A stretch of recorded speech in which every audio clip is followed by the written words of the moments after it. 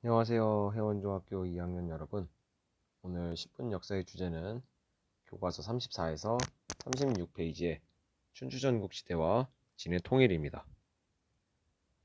아무래도 이제 춘추전국 시대와 진해 통일의 파트는 많은 내용이 짧은 교과서 내용 안에 들어가 있다 보니까 아무래도 여러분들이 좀 어려워하는 것 같습니다. 그래서 이번 주제는 이 춘추전국 시대와 진해 통일로 정해보았습니다.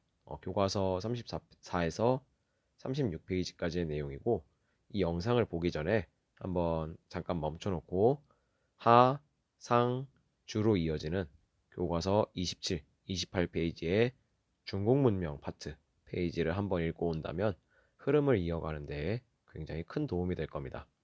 자, 그럼 시작해 보겠습니다. 춘추전국 춘추전국 시대는 북쪽에 주나라 북쪽에 있던 북쪽 유목민의 침략으로 주나라가 수도를 서쪽인 호경에서 동쪽인 나급으로 옮긴 기원전 770년부터 진해 통일이 이루어진 기원전 221년까지를 말하는 시대가 바로 춘추전국 시대가 되겠습니다. 이 춘추전국 시대에는 춘추 5패, 전국 칠흥 등의 다양한 제후국들이 천하를 놓고 경쟁하던 아주 극심한 혼란기였습니다. 이 춘추전국 시대는 기원전 403년 춘추 5패 중 하나였던 진나라, 한자가 우리가 나중에 배우는 진체국의 진과 다릅니다. 이 진나라가 한, 위, 조라는 세 개의 나라로 분할된 사건을 기점으로 삼아서 앞시대는 춘추시대, 뒷시대는 전국시대로 구분을 합니다. 춘추시대는 아직 제후국들이 주왕실의 권위를 인정하는 시대였지만, 전국시대는 제후들이 주왕실의 권위를 철저히 무시한 시대가 바로 이 전국시대가 되겠습니다. 이 춘추전국 시대는 중국사에서 굉장히 다양한 변화가 함께 나타난 시대입니다. 이 시대에 청동기를 대신해서 철기가 중국에 보급되는데, 이 철제 무기를 통해서 정복전쟁이 더욱더 커졌을 뿐만 아니라 철제 농기구와 소를 이용한 농업 방식인 우경이 보급되면서 농업 생산력에 큰 발전을 이루어냅니다. 그러면서 남은 농산물들을 서로 사고 팔면서 상공업이 발전하였고, 이에 따라 상업을 하기 편한 교통의 요충지에 시장과 도시가 생겨났으며, 편한 상거래를 위해서 청동 화폐가 등장을 하게 되었습니다. 그리고 이 시기는 각 제후국들이 서로 경쟁을 하던 혼란한 시기였기 때문에 약한 자는 잡아먹히는 약육강식의 시대였습니다. 이 시대에서 한 국가가 살아남을 수 있는 유일한 방법은 오로지 남보다 부유하고 강력한 국가, 즉 부국강병을 이루는 것밖에 없었습니다. 그렇기에 이 부국강병을 위해서 각 제국들은 신분이나 국적에 관계없이 능력 있는 유능한 인재를 등용하는 것을 굉장히 중요시했습니다. 이러한 분위기 속에서 제자 백가들이 등장하였습니다. 이들은 부국강병 같은 현실 문제를 해결할 다양한 정치 사상을 제시하였고, 천하를 돌아다니면서 그리고 제후들에게 자신의 견해를 주장하게 되었습니다. 이는 이후에 중국의 학문 그리고 사상 발달의 뿌리가 됩니다. 이들의 사상은 계속해서 우리가 중국사에서 만나볼 수 있을 거예요.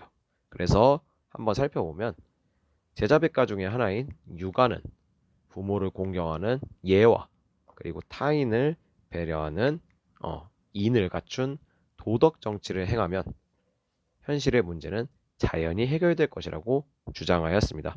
즉, 부모를 공경하는 그 예의 그리고 타인을 배려하는 인을 갖춘 도덕 정치를 군주가 제후가 신하들한테 행하면 신하들도 보고 배울 것이고, 누구나 예의를 갖추고 배려할 수 있기 때문에 현실에 이렇게 서로 사람들끼리 다투고 혼란한 문제가 사라질 것이라고 봤습니다. 이에 반해서 도가는 현실의 모든 문제는 인간이 인위적으로 꼭 무언가를 하려고 하기 때문이라고 생각을 했습니다. 그래서 뭔가를 하려고 하지 말고 인간의 욕심대로 하지 말고 자연의 순리인 도에 따라서 자연스럽게 하도록 내버려 두면 현실의 문제도 알아서 해결될 것이라고 주장을 하였습니다.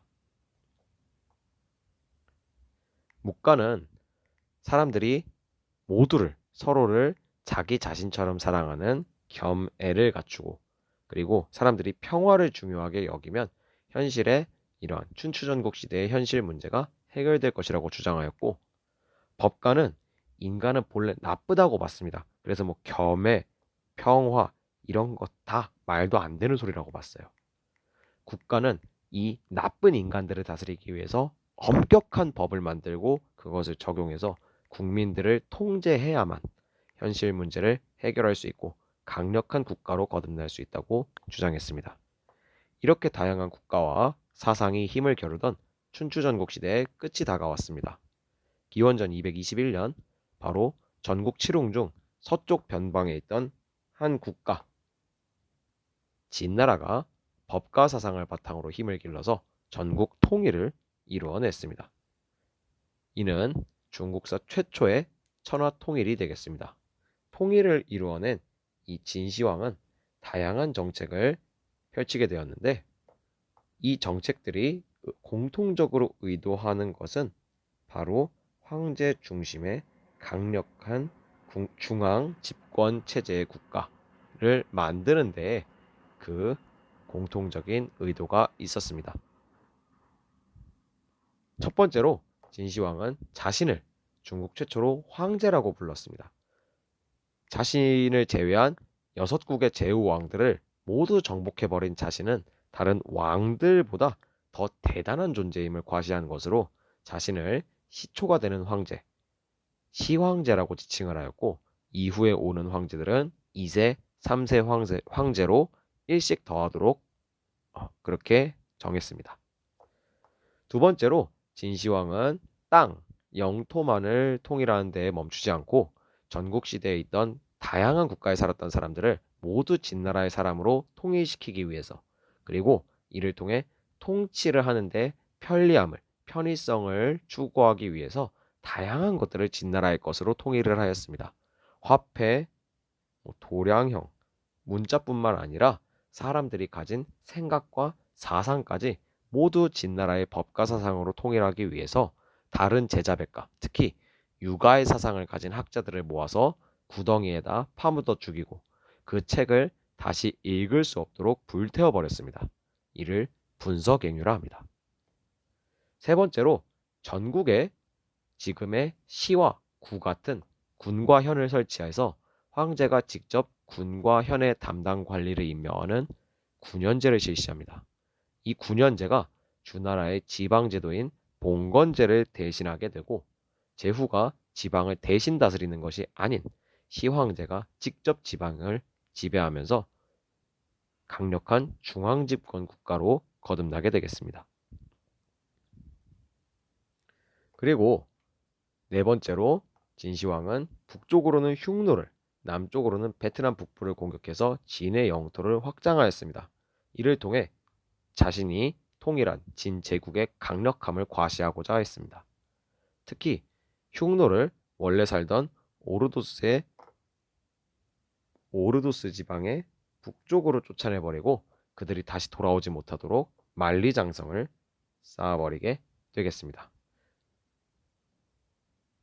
다섯 번째로 넓은 진나라에 황제 자신의 명령이 빠르게 전달되고 반란 진압용 군대가 빠르게 움직일 수 있도록 전국의 도로망을 이 지도에 빨간색으로 보이는 전국으로 통하는 도로망을 정비합니다.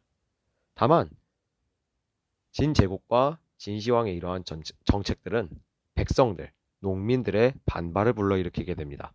특히 만리장성이나 진시황이 살 거대한 궁전인 아방궁 건축 같은 거대한 토목공사에 백성들이 동원되면서 큰 불만을 가지게 되었고 특히 여러 정복전쟁에도 군사로서, 병사로서 백성들이 동원되면서 그 불만은 분노로 바뀌기 시작했습니다.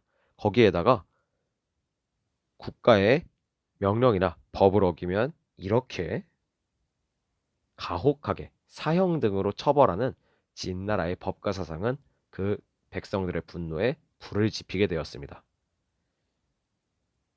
결국 진시황이 사망한 뒤 얼마 안 된 기원전 209년 대규모 농민 반란인 진승과 오광의 난이 일어났고, 이것을 시작으로 진나라 전국에서 농민 반란이 유행처럼 퍼지기 시작합니다.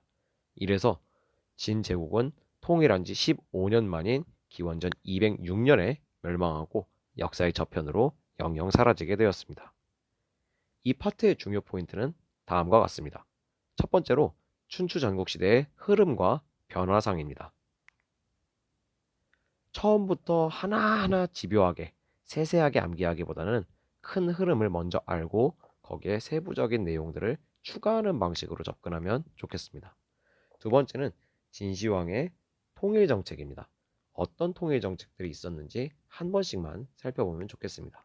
마지막으로 진제국의 멸망 원인입니다. 특히 가혹한 법가 사상이 멸망의 큰 원인이 되었기 때문에 뒤를 이은 한 제국은 제국의 통치 사상을 법가에서 다른 제자백가의 사상으로 옮기게 되니 반드시 짚고 넘어가면 좋겠습니다. 최대한 짧게 해보려 했지만 그래도 내용이 내용인지라 시간이 좀 걸렸습니다. 여러분들 여기까지 듣느라 매우 고생 많았습니다. 안녕.